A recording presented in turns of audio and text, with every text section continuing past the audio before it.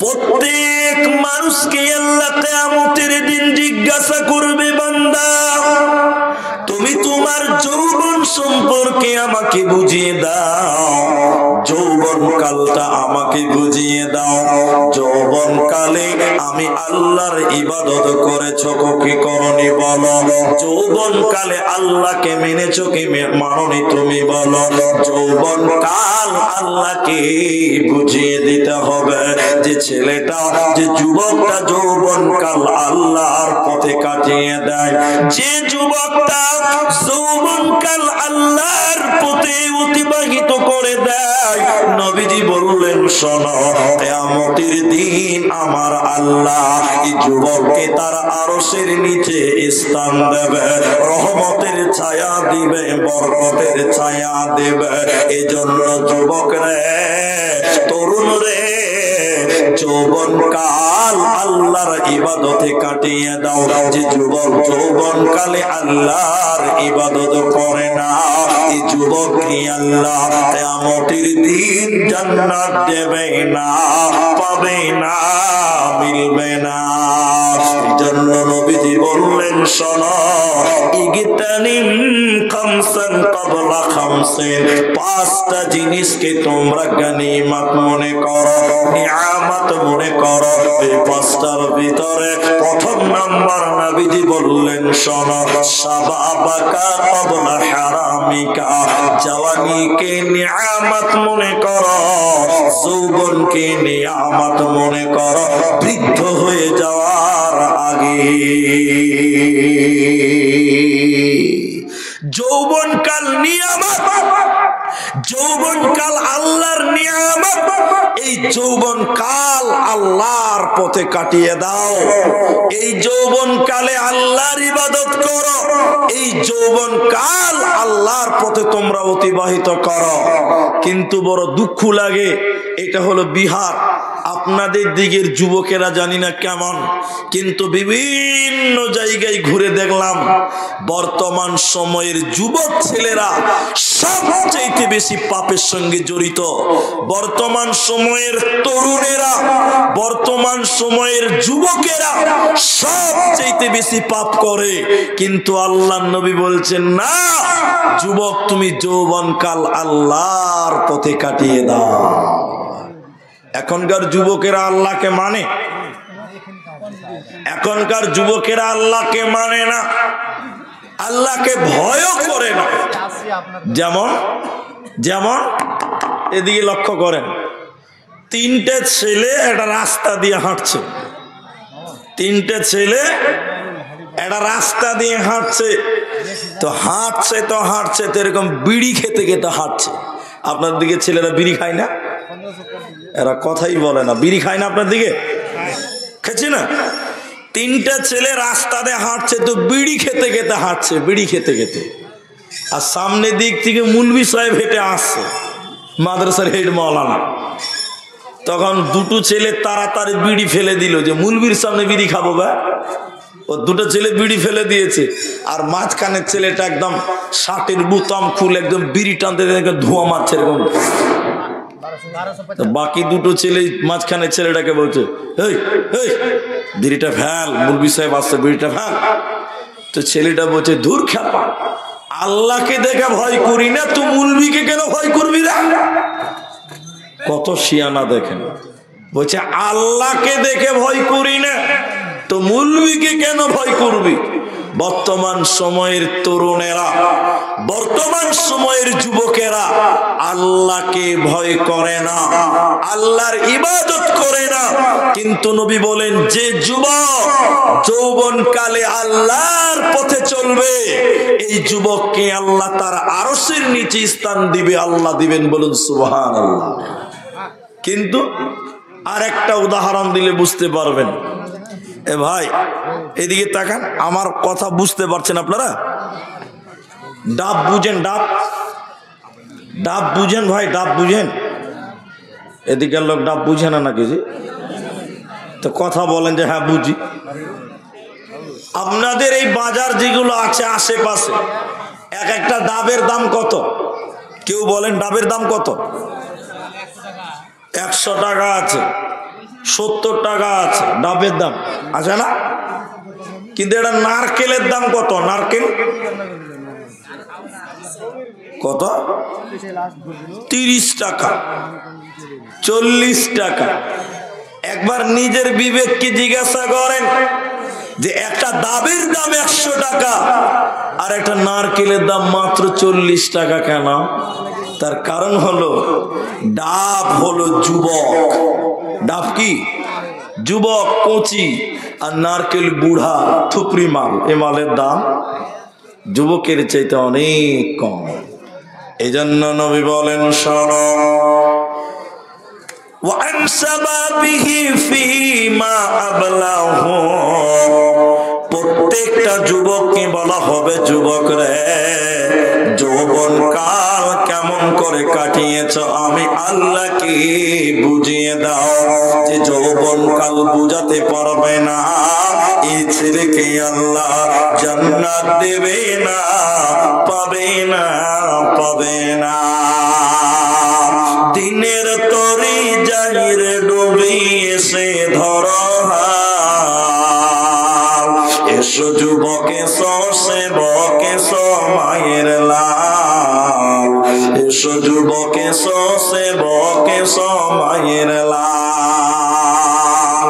আজ মুসলমান কি যাই না চেনা তার কাটিং শাটিং এ, হালাল ফেলে মেতেছে সব মদারাফিং এ। জাতি কলসবেদের হাতে হলো রে পাইমাল, এসো যুবক এসো সেবক এসো মায়ের লাল, এসো যুবক এসো সেবক এসো মায়ের লাল। ও তুই যুবক রে, তুমি আল্লাহর পথে চলে এসো, তাহলে কিয়ামতের দিন 5টা প্রশ্ন করা হবে। 1 নাম্বার, মানুষ তুমি তোমার হায়াতটা আমি আল্লাহকে বুঝিয়ে দাও। 2 নম্বর, আল্লাহ বলবেন বান্দা তুমি তোমার যৌবনকাল আমাকে বুঝিয়ে দাও। এজন্য যৌবনকালে আল্লাহর ইবাদত করো। কি ইবাদত করবেন? 1 নাম্বার ইবাদত হলো, পৃথিবীতে একমাত্র একটাই আমল আছে যে আমলটা শিশুদের জন্য মাপ, বয়স্ক বুড়া মানুষদের জন্য মাপ, নারীদের জন্য মাপ, একমাত্র যুবকদের জন্য একটা ইবাদত আছে, একমাত্র যুবকদের জন্য। ইবাদতটার নাম জানেন আপনারা? জানেন না? ওই ইবাদতটা শিশুর জন্য মাপ, নাবালকের জন্য মাপ, মহিলাদের জন্য মাপ, বুড়াদের জন্য মাপ, একমাত্র তরুণদের জন্য, যুবকদের জন্য ওই ইবাদতটার নাম হলো জিহাদ। জিহাদ একমাত্র যুবকদের জন্য। এজন্য যুবক যৌবনকালে জিহাদের তামান্না তুমি দিলে লাও, জিহাদের তামান্না তুমি গ্রহণ করো। হে যুবক, তোমার স্পেশাল ইবাদত হলো তুমি জিহাদের মতন লালসা তোমার দিলে রাখবে, তোমার দিলে থাকবে, তাহলে তুমি আল্লাহর জান্নাতি হতে পারবে। দ্বিতীয় নম্বর যুবকদের কাজ হলো, যুবক তোমাকে ইনকাম করতে হবে, হালাল ইনকাম করতে হবে, হালাল রুজি তোমাকে ইনকাম করতে হবে। এই 2টি ইবাদত একমাত্র তরুণদের জন্য, যুবকদের জন্য।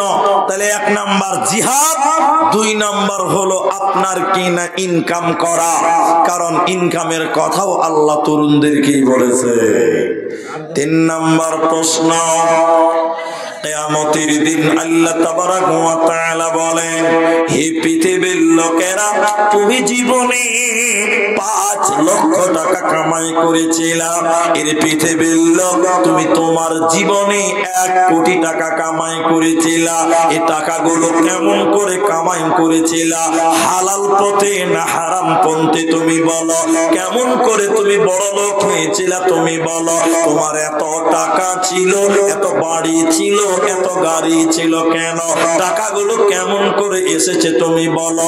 ইনকাম কেমন করে করেছিলা? হালাল করেছিলা না হারাম করেছিলা? বলো।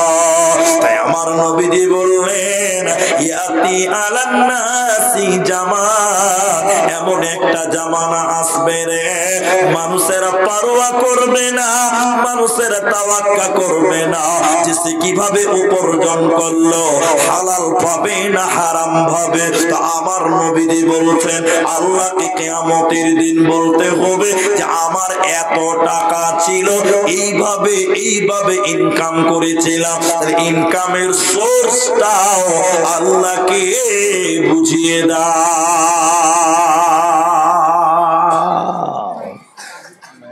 এখন আপনাকে বলি, আপনি বছরে 2 লক্ষ টাকা কামাই করেন, 1 বছরে আপনি 5 লাখ কামাই করেন। আল্লাহ বলবেন, কামাইটা কেমন করে করেছিলা? হালাল না হারাম? কিভাবে উপার্জন করেছিলা? আচ্ছা, ব্যবসা করেছিলা, মালের যাকাত দিয়েছো কিনা বলো, মালের ওসর দিয়েছো কিনা বলো। তোমার যে 1 কোটি টাকা ছিল, ওই টাকার তুমি যাকাত দিয়েছো কিনা বলো। এই হিসাবটা আল্লাহকে তিলে তিলে তিলে তিলে বুঝিয়ে দিতে হবে, আল্লাহকে বুঝাতে হবে। এখনকার মুসলমান তাড়াতাড়ি বড় লোক হতে ভালোবাসে, তাই এখনকার অনেক মুসলমান নামাজ পড়ে এরপরও দেখবেন লটারি টিকিট কাটে। আপনাদের দিকে লটারি আছে? লটারি নাই? এদিকে তাহলে লটারি নাই, বাঙ্গালে দেখতে পাই, পাঞ্জিপাড়াতে আছে। এখনকার মুসলমান লটারি কেটে বড় লোক হওয়ার চেষ্টা করে, যে একবারে কোটিপতি হতে চাই। শোনেন, আল্লাহ নবী বলছেন, প্রত্যেকটা মানুষকে বলা হবে, তোমার জীবনে এত টাকা ছিল, টাকাগুলো কিভাবে এলো, কিভাবে কামাই করেছিলা? মাদ্রাসাওয়ালাদেরকে যাকাত দিয়েছিলা, ওসর দিয়েছিলা কিনা বলো। তিলে তিলে তোমার টাকাটা বুঝিয়ে দিতে হবে, অন্যথায় তোমার এই মালের কারণে আল্লাহর জাহান্নাম যেতে হবে। 4 নম্বর শোনেন, প্রশ্ন করা হবে, তোমাকে আমি আল্লাহ 1 কোটি টাকার মালিক বানিয়েছিলাম, ওই টাকাগুলো কেমন করে খরচা করেছিলাম বলো। টাকা আল্লাহ আপনাকে দিয়েছে, ওই টাকা কিভাবে খরচা হবে এইটাও আল্লাহ বলে দিয়েছে। আল্লাহ কিয়ামতের দিন জিজ্ঞাসা করবে, বান্দা তোমাকে আমি এত টাকার মালিক বানিয়েছিলাম বলো।